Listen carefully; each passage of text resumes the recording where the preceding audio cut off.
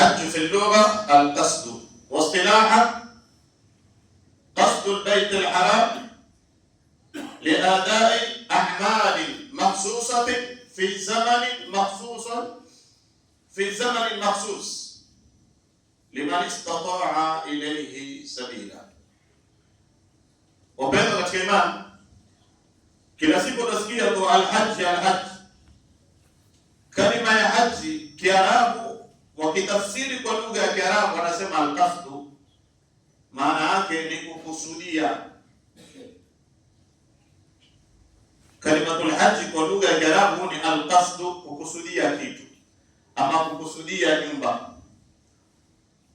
Na istilaha ya wanazuoni wasema qasdu baitil haram, ni kuikusudia nyumba ya haram ambayo ni al-Kaaba, liadai a'malin makhsusatin, ni kuikusudia nyumba ya haram ambayo ni al-Kaaba,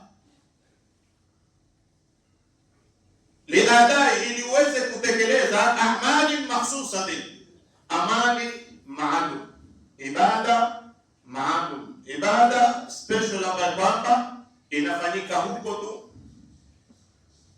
tena fi zamanin makhsus, katika zama maalum.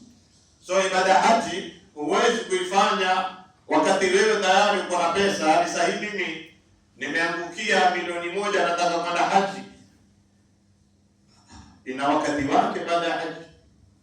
Kwa hivyo fi zamanin makhsus, katika zama ambazo kwamba ni maalum ndio ibada ya haji yafanyika. Liman istataa ilayhi sabila, tena kwa mwenye kuweza, kwa mwenye uwezo. Ibada ya haji tunaambiwa qasdu baitil harami, ni kuikusudia nyumba tukufu ambayo kwamba ni Makka. Inna awwala baitin udhiya linnasi lalladhi bimakka mubarakan wa hudan lilalamin. Mola subhanahu wa ta'ala anasema inna awwala baitin udhiya linnasi lalladhi bimakkata mubarakan wa hudan lilalamin, hakika nyumba ya kwanza iliyowekewa watu kwa ajili ya ibada, lalladhi bi Makka, ni ile ambayo kwamba iko Makka, sio lalladhi bi Makka. Kalimatu Makka, tukija katika tafsiri ya Tantawi, tafsiri ya Qurtubi, tafsiri ya Tabari, wamesema kalimatu Makka hiya al-haram. Kalimatu Makka ni pale msikitini au ile al-Kaaba ndio inaitwa Makka. Kwa hiyo nyumba ya kwanza ambayo kwamba imejengwa kwa ajili ya ibada katika ulimwengu huu au katika dunia hii, tutasema ni msikiti unaoitwa Makka, ulioko katika mji wa Makka. Ni msikiti unaoitwa Makka, unaopatikana katika mji wa Makka. Hivyo ndio wanazuoni wa tafsiri al-Qur'an walivyotafsiri kilima cha Makka. Kwa hiyo nyumba ya kwanza iliyojengwa kwa ajili ya ibada ni nyumba ambayo kwamba iko Makka, ama ni msikiti unaoitwa Makka, unaopatikana katika mji wa Makka. Hudan linnasi mubarakan wa hudan lilalamin, tena msikiti wenyewe una baraka. Kumbe kule watu kutolewa katika miji tofauti na nchi mbalimbali kuenda katika mji wa Makka kwa ajili ya ibada, sababu kumbe mubarakan, ni msikiti ambayo kwamba umebarikiwa, ni msikiti ambayo kwamba una baraka. Baraka ni nini? Ni kule kwa raka 2 za katika msikiti wa Makka ni sawasawa na raka 100,000 za msikiti wetu huu hapa. ukipata bahati ya kwenda Maka, uswali raka mbili za sunna, wacha masala faradhi, uswali raka mbili za sunna, ili aliyeko hapa Masjid Haqqani akufikie, anatakikana aswali raka 100,000 katika umri wako wote. Ukiswali utafikisha raka 100,000 wewe? Umri wetu wa miaka 60 70 tumeaga dunia. Ukisipiga hizo kablia zako na hata kablia pengine naziswali zitafika 100,000. Kwa hiyo baraka ambayo kwamba tunaenda kuipata katika mji wa Maka, mmoja ni kuwa ukiswali raka mbili unaandikiwa umeswali raka 100,000.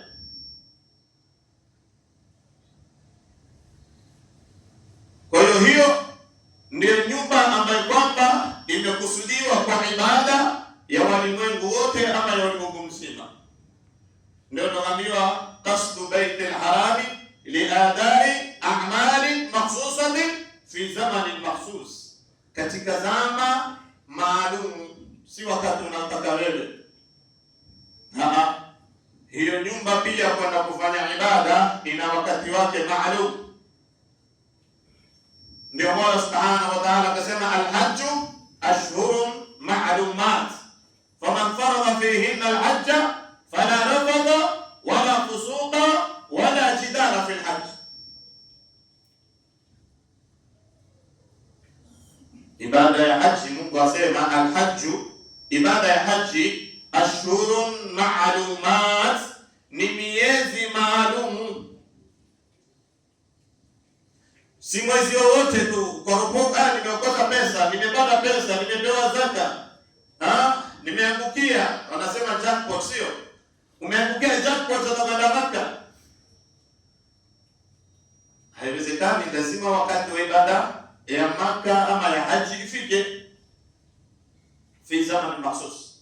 Al-hajju ashhurun ma'lumat, ibada ya haji ni miezi maalum, ambapo kwamba ni mwezi wa Shawwal na mwezi wa Dhulqa'da, ndio tuko ndani hapa, wa mwezi wa Dhulhijja, siku 10 zile za mwanzo.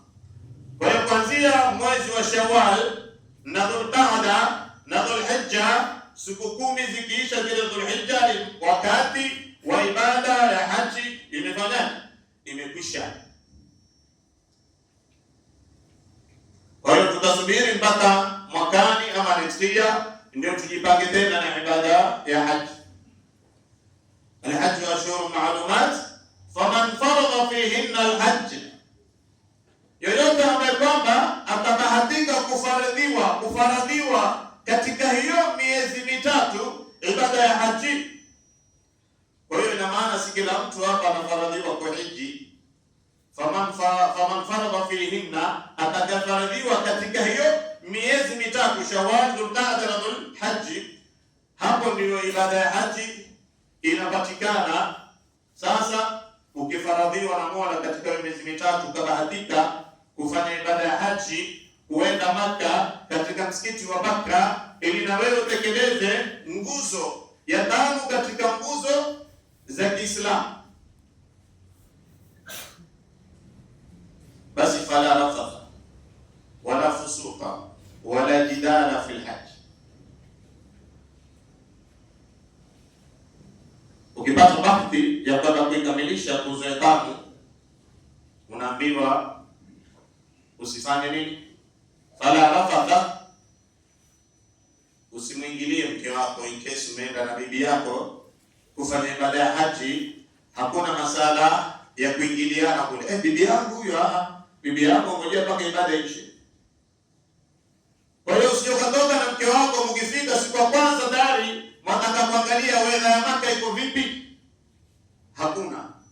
Umefika Maka utakuangalia, si tumeambiwa tukifanya tendo la ndoa na bibi yako ni thawabu, basi hapa thawabu zitakuwa nyingi, hata mimi nianze na hii. Hakuna kuanza na hiyo, utaanza na lile lililokupeleka kule. Kwa hiyo fala rafatha, usimwingilie bibi yako, wala fusuka, wala usifanye madhambi ukiwa ndani ya haram, wala jidala fil hajj, wala usilete mabishano katika msikiti ama katika Maka ama katika Baitul Haram. Ukifika pale mijadala ambayo kwamba haina maana, haina mbele, haina nyuma, chana na ili usilete ile ghadhabu na kukasirika na kuonekana umeleta pressure. Hizo ni moja katika madhambi. Kwa hivyo ukifika pale hatakikani aina ya madhambi yoyote, hatakikani aina ya upuzi wowote, hatakikani aina ya kukaa tu lahwa, umekaa bure tu unazungumza mambo ambayo kwamba ya kidunia. Fika pale ushike lile ambalo kwamba limekufikisha huko. Kwa hiyo ukipata bahati ya kwenda kuitekeleza nguzo tano, ambapo kama ni nguzo tano katika nguzo za Kiislamu, bunia al-Islamu ala khamsi: shahadatu an la ilaha illa Allah wa anna Muhammadan rasulullah wa iqamus salat wa ita'uz zakat wa sawm ramadan wa hajj al-bayt au hajj al-bayt. Kwa hiyo Uislamu umejengwa na nguzo tano, na nguzo tano zenyewe, moja ni ibada ya haji ambayo kwamba ndio wakati wake. Katika hizo nguzo tano, moja ni hii ibada ya haji, lakini limani istataa. Mola sema inna awwala baytin wudi'a lin-nasi alladhi bi Bakkah mubarakan fihi hudan lin-nas wa hudan lil-alamin fihi ayatun bayyinatun maqamu Ibrahim wa man dakhala kana amina walillahi ala nnasi hajjul baiti man istataa ilayhi sabila. Kwa hiyo Mwenyezi Mungu Subhanahu wa Ta'ala ametufaradhia ibada ya haji, lakini liman istataa, kwa yule atakayepatiwa uwezo na Allah Subhanahu wa Ta'ala, yule ambaye kwamba alipata bahati ya kuitikia mwito wa Sayyidina Ibrahim alayhi salam. Sayyidina Ibrahim alipojenga al-Kaaba, maana yeye ndiyo alijenga al-Kaaba, au riwaya nyingine sema amejenga na Adam na Allah Ibrahim amefanya repair. Sasa ikiwa na Allah Ibrahim alipomaliza kujenga au kufanya repair, tuambiwa na Ibn Abbas maneno ambayo kwamba utapata katika tafsiri ya Ibn Kathir ama tafsiri ya Qurtubi na tafsiri al-Wasit ya Tahawi, utapata maneno haya, ambiwa lamma faragha Ibrahim alayhi salam, alipomaliza na Allah Ibrahim alayhi salam min bina'i al-bayt al-haram, kumaliza kujenga nyumba tukufu ambayo kwamba ni Kaaba, qila lahu adhin fi nnas, aliambiwa waite watu, adhin fi nnas, waite watu waje wafanya ibada. Na Allah Ibrahim alayhi salam alipoambiwa adhin fi nnas bil haji, waite watu waje wafanye ibada ya haji, qala Allah Ibrahim alayhi salam alisema, ya Rabbi, ewe Mola wangu, wama yuballighu sauti, hii sauti yangu mimi unanambia niwaite watu, ni adhini, ninadie watu, itafikia nani sauti hii? Wakati huo walikuwa hakuna maspika kama wa sasa hivi. Kwa maana Ibrahim akamwambia Mola Subhanahu wa Ta'ala, hii sauti yangu mimi hata nikianza kuita watu nani atasikia? Qala jalla jalaluhu, Mola Subhanahu wa Ta'ala akasema, adhin wa alayya al-iblagh ama wa alayya al-balagh. Mwenyezi Mungu Subhanahu wa Ta'ala akamwambia Nabii Ibrahim, masala ya sauti itafikiwa na nani na itafika wapi na nani atasikia, niachie mwenyewe. Yani wewe fuata amri ya kuita watu tu waje kufanya ibada ya haji, mimi mwenyewe ndo nitafikisha sauti kwa viumbe. Fasa'ida Ibrahim alayhi salam, Nabii Ibrahim Khalilullah akapanda katika Jabalu Abi Qubais, riwaya ziko nyingi, ambiwa Nabii Allah Ibrahim akapanda katika Jabal Abi Qubais, mlima unaoitwa Abi Qubais, wasaha, na akatoa sauti yake ya juu, ya ayuha nnas, enyi watu, inna Allaha, hakika ya Mola subhanahu wa ta'ala, hakika ya Mwenyezi Mungu jalla jalalu, qad amarakum bihaji, hakika amewaamrisha nyinyi kwa ibada ya haji. Qad amarakum bihaji hadha albayt, Mwenyezi Mungu amewaamrisha kufanya ibada ya haji katika nyumba hii ambayo kwamba ni al-Kaaba, liyuthibakum bihi aljanna, ili Mola subhanahu wa ta'ala kwa ibada hiyo awe atawapatia malipo yake ni pepo, ni janna. Wa yujirakum min adhabi an-nar, na kwa ibada hiyo vile vile Mola subhanahu wa ta'ala atawaepusha na adhabu ya moto. Ndio Mtume sallallahu alaihi wasallam asema, man hajja wa lam yarfuth kayawmin waladatuhu ummuhu.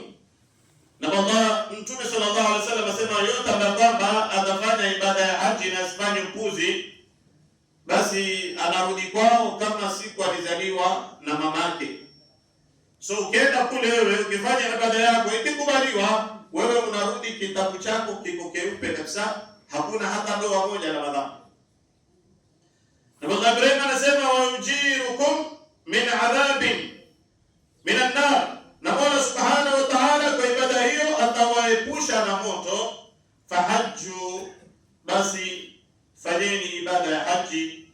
Faajabahu, na Ibrahim alipotoa hiyo sauti, faajabahu man kana fi aslabi ar-rijal, faajabahu man kana fi aslabi ar-rijal, ikawa ni mwenye kumjibu yeye kila ambaye kwamba alikuwa katika mgongo wa mwanaume. Kila ambaye kwamba alikuwa katika mgongo wa mwanaume alijibu sauti ya Nabii Ibrahim. Ina maana watoto wamebeba kwenye migongo, sio? Uipeleke mbegu pale, baada ya mbegu ndio palilie, ndio kuteke kupatikana mtoto, si ndivyo? Kwa hivyo kila ambaye kwamba alikuwa katika mgongo wa mwanaume aliweza kujibu sauti ya Nabii Ibrahim.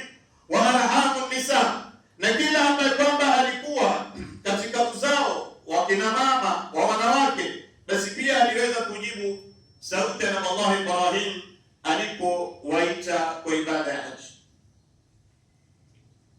Walijibu nini? Walisema labbaik Allahumma labbaik,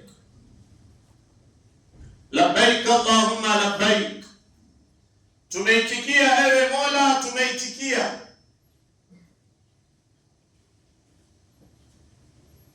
Faman ajaba yawmaidin, basi yule ambaye kwamba alijibu mwito wa Nabii Ibrahim siku hiyo kwa kusema labbaik Allahumma labbaik, hajja ala qadri al-ijabati, basi mtu kama huyo atakuwa ni mwenye kufanya ibada ya haji kwa kiasi ya alivyojibu mwito wa Nabii Ibrahim.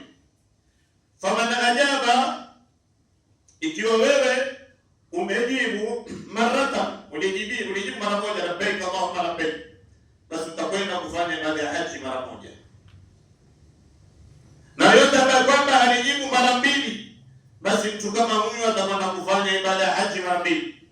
Kama alisema labbaik Allahumma labbaik, labbaik Allahumma labbaik mara mbili, utakwenda ibada ya haji mara mbili kwa kiasi ulivyojibu. Ukijiona waenda sana katika ibada ya haji, ujue wakati huo ulitikia mwito wa Nabii Ibrahim mara mbili, mara tatu, mara nne, mara tano. Kiasi ulivyojibu ndivyo kiasi utakapokwenda kufanya ibada ya haji. Na ikiwa hujaenda kufanya ibada ya haji, basi jua ule mwito wewe ukupata bahati ya kujibu au kuitikia. Ibada ya haji Waislamu tusiiweke ya kwamba ni ibada ya matajiri. Ndio Waislamu tumechukua hii ibada tumeenda kuifanya ni ibada ya matajiri, au ni ibada ya yule anaye atakayejaliwa na tajiri kumwambia nimekukatia tikiti ya kwenda haji. Na ndio maana hatuendi kufanya ibada ya haji kwa sababu tayari tumechukua ibada ya aghnia ya matajiri. Lakini hii si ibada ya matajiri Waislamu. Ni ibada ya kila mtu ambaye kwamba ana azma, ana nia, ana hamu, anataka kuenda, basi kwa uwezo wa Allah Subhanahu wa Ta'ala utafika. Kwa nini tuseme hivi?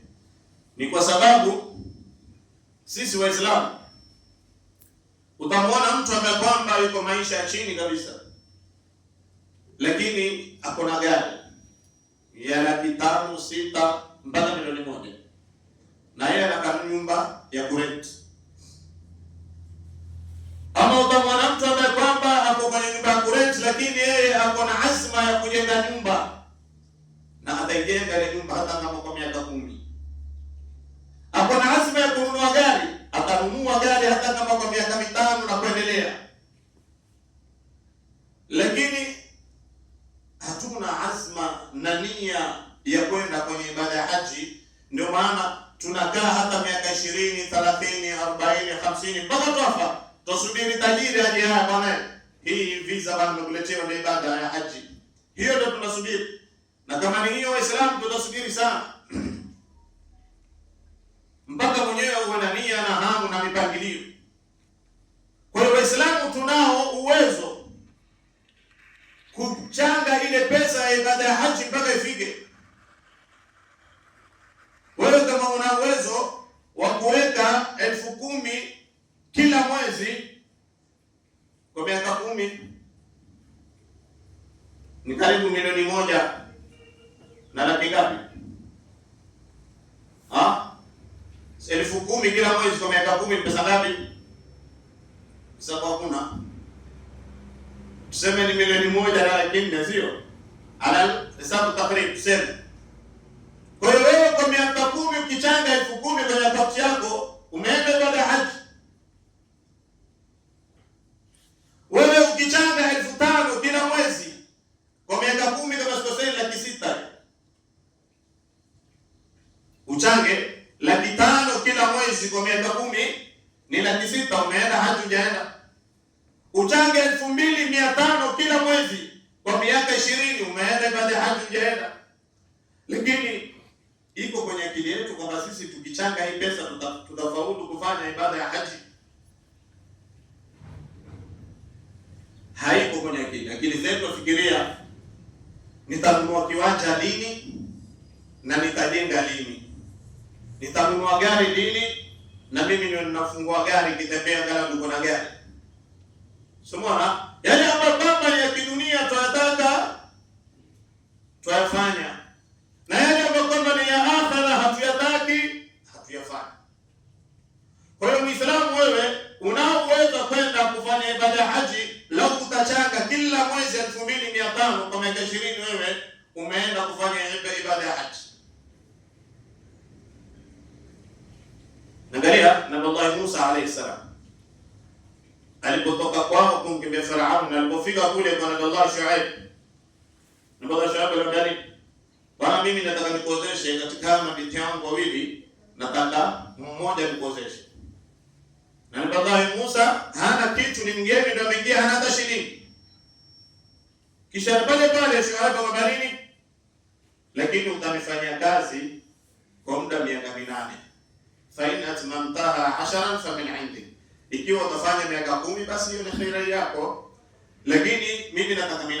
Na Nabii Musa akafanya kazi miaka mingapi? Miaka 10, achangia mahari.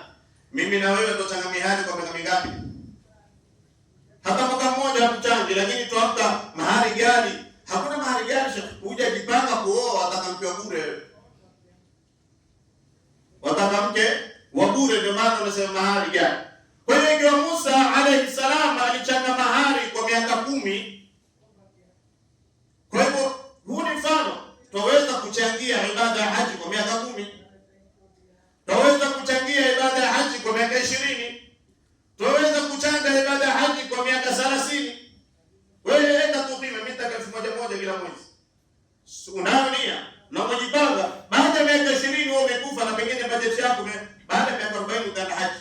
Ikifika miaka 20 umekufa, utaandikiwa umehaji bwana. Niyatul mu'min khairu min amalihi, utaandikiwa umefanya ibada ya haji, lakini usiende ibada ya haji kwa pesa ya haram. Hakikisha ni pesa ya halal, usiende kwa pesa haramu kabisa. Hakikisha ni jasho lako ni pesa ya haram, ni halal. Hata kama unatewa na mtu, hakikisha yule mtu wewe unamwamini hafanyi biashara haramu. Sio umeletewa tu visa leo, hapana ndege waenda. Hakikisha huyu pia hafanyi biashara haramu, ni mtu ameshika dini, ni mtu mkweli. Lakini usiende kufanya uchunguzi, umeletewa visa waanza kumchunguza tajiri sasa. Sasa kumchunguza wewe tu ale taswira yake, wewe umeonaje? Sio mwana Muislamu, umeona ni muumini, umeona fanya pesa, jenga misikiti, atoa sadaka, anasaidia maskini, si ndio? Kwa hivyo ile biashara yake ya ndani mwachie mwenyewe. Wewe angalia kwake, angalia faida yake na fadhili. Kuna duka mbili hapa za kuuza tomato. Shika hapo, usitafute nani anafanya nini. Usianze, lakini duka mbili za tomato wanaweza kwenda haji kwa juu. Lazima kuna lingine analifanya. Harusi hapo. Wewe angalia ile dhahiri. Unamuona kazi yake gani? Kazi yake bodaboda. Basi kama usiku hata kunyongana, hapa achie mwenyewe Mola. Usiangalie, usichunguze huko. Waislamu, ibada ya haji ni muhimu sana, tuweke kwenye akili zetu na tuwe tutaichangia, hasa tuichangie ni hasa wema waliopita wakichangia hii ibada. Wema waliopita ukienda na mguu, mtu atoka nyumbani kwake hajaacha hata pesa kwamba atatumia mpaka kwenda mpaka kurudi, achia Mungu, familia yake iacha nao itakula. Mtu atoka kwa miaka 5 aenda kwa sababu ya ibada, tembea na mguu miaka 5 kinapofike, kisha na kurudi. Kwa hiyo waweza kwenda wewe ukamata mke ana mimba, ukirudi amezaa na mtoto hata pengine yuko 8. Waislamu, tujitahidini kwa ibada kama hii. Allahumma arina al-haqqa haqqan warzuqna ittiba'a wa arina al-batila batilan warzuqna ijtinaba. Wa sallallahu ala sayyidina Muhammad wa alihi wa sallam. Wassalamu alaykum wa rahmatullahi.